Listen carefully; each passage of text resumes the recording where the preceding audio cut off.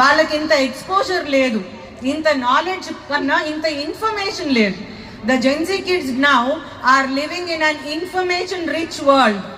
చేతిలో just phone open చేస్తేనే ఇరాన్లో యుద్ధం ఎలా జరుగుతుంది, దేనికోసం జరుగుతుంది, అది యురేనియం ఎన్రిచ్మెంట్ కోసం మాత్రమేనా, దాని వెనుకున్నటువంటి జియో పొలిటికల్ స్ట్రాటజిక్ రీజన్స్ ఇంకేమన్నా ఉన్నాయా అని కూడా తెలియచేయగలదు ఈ ఒక్క మొబైల్ ఫోన్.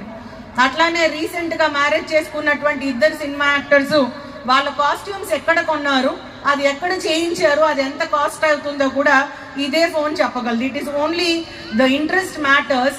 మీరు దేనికోసం వెతికితే ఆ ఇన్ఫర్మేషన్ మొత్తం ఇస్తుంది.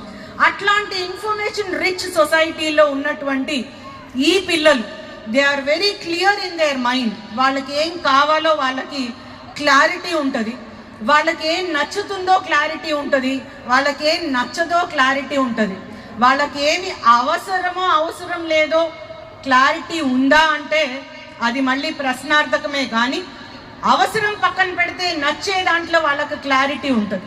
So children now are in very very clear thoughts and information rich world and they have lot of distractions and deviations.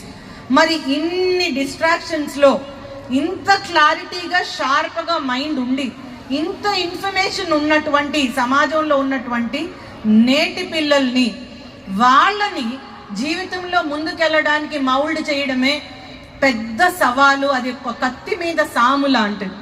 It was not the same when we were students. కొంచెం interest ఉంటే distractions deviations అంత ఉండేవి కావు.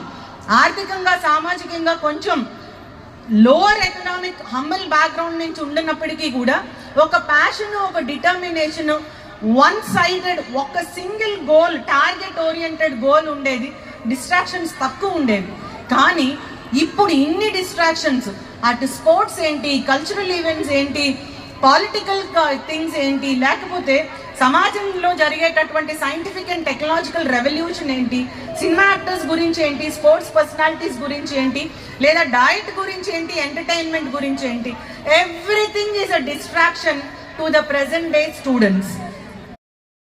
Dr. Taranam is my student, first student of this school, and she became a doctor and she is invited here as one of the important guests on the occasion of 4th annual day.